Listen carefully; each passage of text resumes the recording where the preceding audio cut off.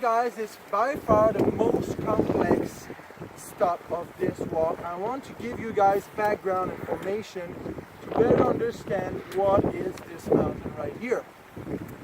We talked about heights, so let's reveal information right now. The tableland side here is a plateau that is at 700 meters above sea level. The summit is at 711, and the other side here is the highest point is at 550 meters. So this side is lower than this side. You have trees on one side, so you kind of have an idea of the scale. Right here, you don't have much. Everything you see on the tableland side is further than you think. It's a pretty big mountain. It's 16 kilometers in length, 5 kilometers wide, and it's only one of 4 blocks. There's 3 more blocks going south. So there's a 15-kilometer long pond, Charles River Pond, and you have North Arm Mountain, and then you have the Blow Me Down Mountain just south of out there on the south side of the Bay of Island, and then Lewis Hill by Steve. That's 4 blocks there. Now, what I'd like to do is 2 demonstrations, so we understand a bit better the story of the tableland. The first one is a demonstration that will teach us a bit more about the structure of planet Earth, and I have my some props in there. The heavy one here is a mini planet. Alright, let's see what we can do with that one. Okay, an Atlas is carrying the planet, and this morning Atlas is feeling a bit violent and will actually attempt to cut the planet in 2. So we'll see the internal structure of the planet. So hold the ground tightly. I have this giant chainsaw here, 13,000 kilometers in length, which is the diameter of our planet. Let's do it.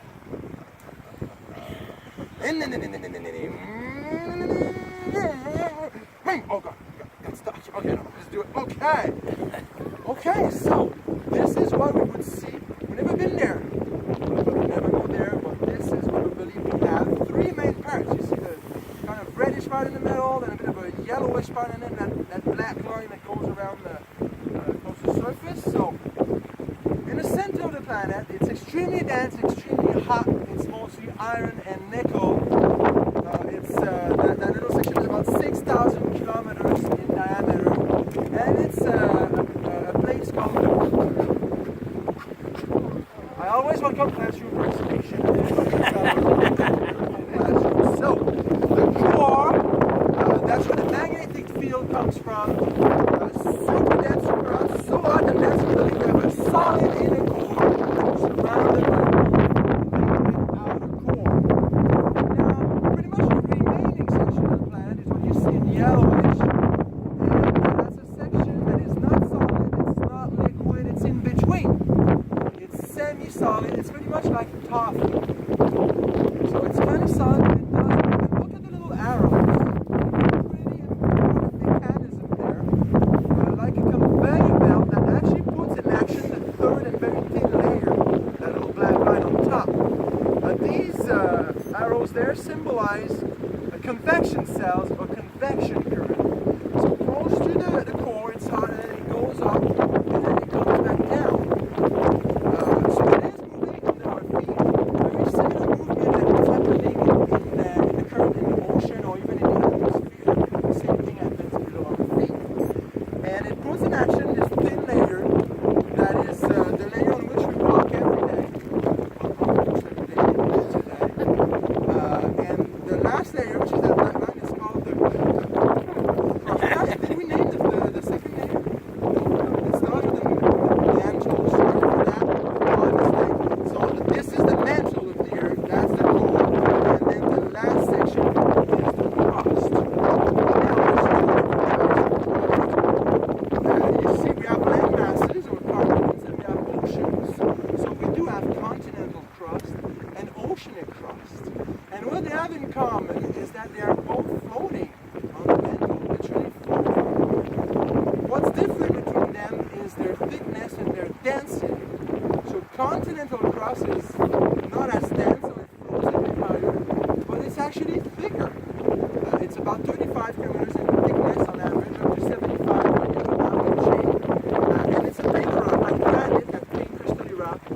granite rock, and that's continental crust, while oceanic crust is actually thinner but denser.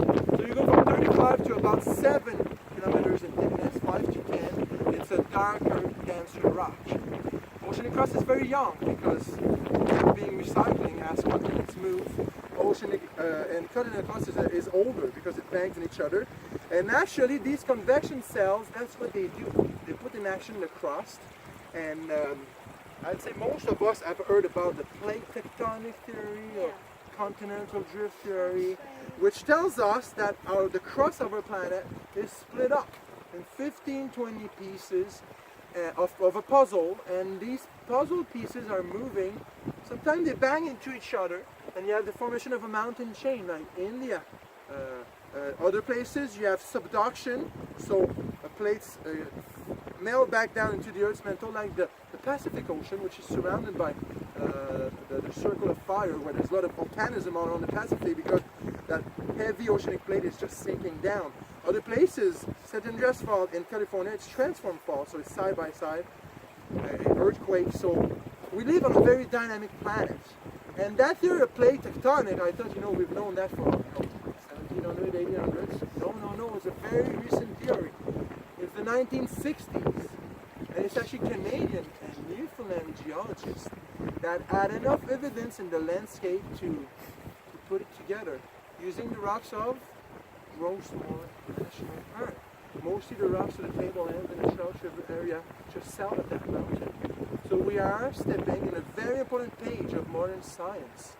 We knew from a long time from fossil evidences, even as children, we've all done that you can fit Africa snugs in with the corner of South America, but it's here in Rosemont that it was enough evidence to put it together. All right, okay, so core, mantle, crust, different type of crust. Very interesting, but it never told us anything about the tablelands. It was only preparatory information for that second demonstration we're just about to do, in which I'm going to need 2 brave volunteers. Okay, right on, come on. Maybe you can stand right here. Okay, and we'll need another brave volunteer. Perfect. Yeah. So what we'll do, actually, I'm going to ask you to come right here on this side. I'll give you a room right here.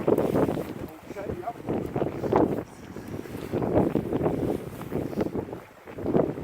Okay, so, yeah, it's good distance. So, I don't know your names. Stacy and Jesse. Right on. I hope you have good theatrical skills. Ask you guys to act as old continents. Okay, so let's do it. You're floating a section of crust, continental crust. All right, that's good. Yeah. Floating on the mantle. Right on. That's cool. All right. Now, what will we portray here in this demonstration? Exactly. Decide how you want to keep it. I allow you to use your 2 foot on the ground as well. Yeah. So, what we'll do, we'll jump back in time and see where the tablelands came from. And we'll jump back in time 500 million years. Okay, so hold the ground and we'll jump. Okay, try and get sounds effect. Let's see, so we are 500 million years in the past.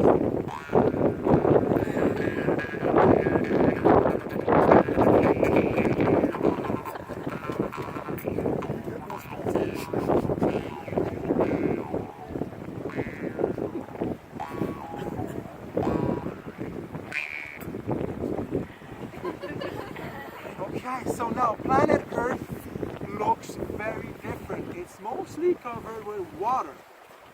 There's one big mass of land, a continent in the south. Well, Pangea was 300 million years now, or a bit even before.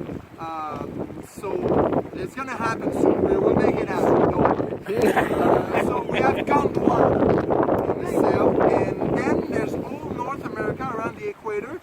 And Jesse, actually, will say you're all North America. We'll give you a new name, which could be used for the rest of the trip as well. You decide. It's a beautiful name. Your new name is going to be Laurentia. Okay, Laurentia, Laurentian Mountain. This is old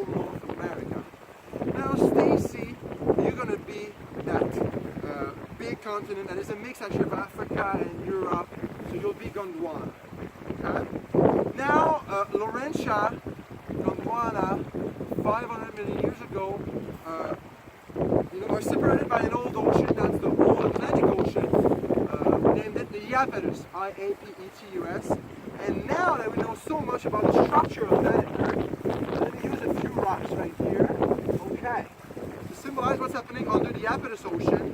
So that first dark rock here will be the oceanic crust, so about 7 kilometers of oceanic crust. And that orange rock here will be the first few kilometers of the Earth's mantle. Okay? So here we have Orange. Here we have Gondwana. I'll spell it for you, Laurentia, so you'll visualize it. G-O-N-D, Gone, W-A-N.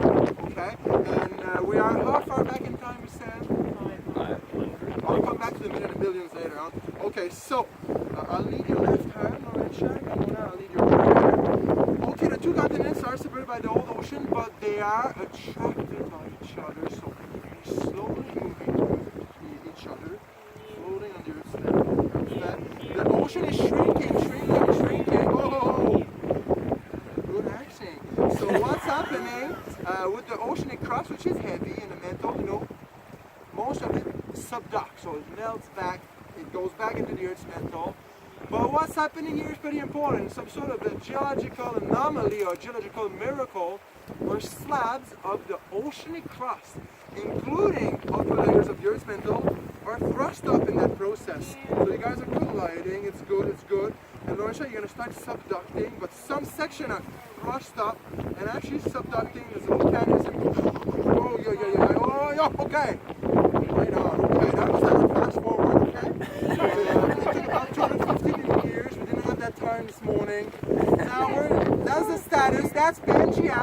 About 300, 250 million years in the past. Another megacontinent. And what's going to happen between Gondwana and Laurentia is that they're going to split apart again. Not at the same spot. There's a little section of Gondwana that's going to stay here, which will become the Avalon Peninsula, or St. John's is located. Very similar rocks than North Africa, the Atlas Mountain around Morocco area. So, Gondwana, take a deep breath. I need to break your wrist here. Okay. So you stay there. Okay, we'll do it. Bang. Okay. Now you reopen the brand new ocean. Okay, this is, we'll say that's Gondwana there. That's the Avalon Peninsula. So Avalon stays there.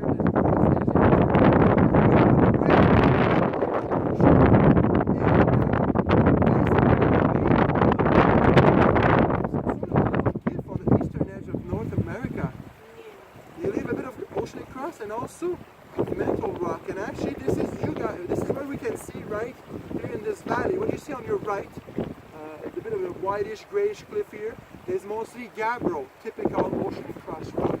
And what you see on your left is indeed a section of the Earth's mantle that was pushed up during that collision 500 million years ago. That should normally be 5 to 10 kilometers below the crust, below an old ocean. Alright, Gondwana, Laurentia, thank you so much. A round of applause. Well done. Now, on the planet, we do see little section of the Earth's mantle here and there, but not that size.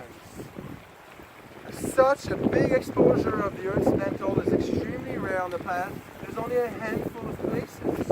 Actually, there's one in Papua New Guinea, mostly covered with vegetation and jungle vegetation. There's one in Oman, in the Middle East, which is similar size, very well preserved, but very hard to reach. There's one on Cyprus, in the Mediterranean, which is mostly underwater. And there's one here in western Newfoundland, where you can actually drive to, walk on. You can see the other side. So probably the easiest section of the Earth's mantle exposed on Earth. One of the main reasons why Grossmont was created as a national park in 1973, and also an important reason why Grossmont is part of the Club Select of UNESCO sites. Only 16 in the country, 3 within your vicinity. Grossmont is one. What would be the next 2 ones? north of here. Lancer Meadows, where the Norse, met people from the New World 1,000 years ago, completing the loop of human migration, and then one in southern Labrador.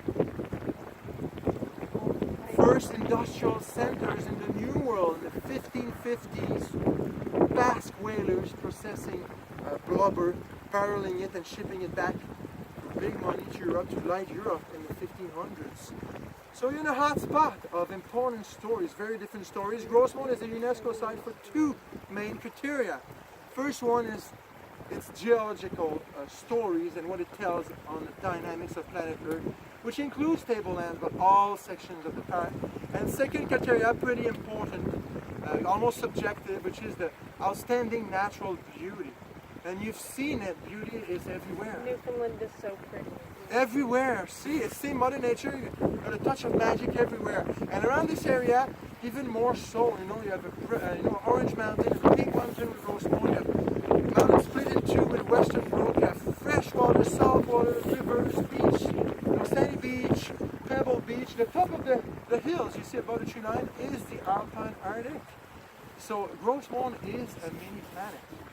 Very, very different geologies because of that collision. But I thank you so much, guys, for bearing with me for this very lengthy intro, but it just taught us where the tablelands came from. As I said, I'll be pretty chatty at the next spot too. We'll zoom into the rocks, and after the third stop, I'll talk a bit more, and after we'll walk much more. At any time, if you feel you want to go, there's no problem. It's okay if you want to keep walking, but I'll be more talking for the first three stops. Any question at this point? Yeah. Are these the circles here we can see? Oh, beautiful. And look at that. You see bigger rocks? It's kind of smaller rocks in the middle. Bigger rocks, smaller rocks. So it's in the winter, park employees just, look for stuff to do. No, I'm joking. What it is, it's something natural that's happening here. Something very common in the Arctic. There's some sort of a sorting of the rocks.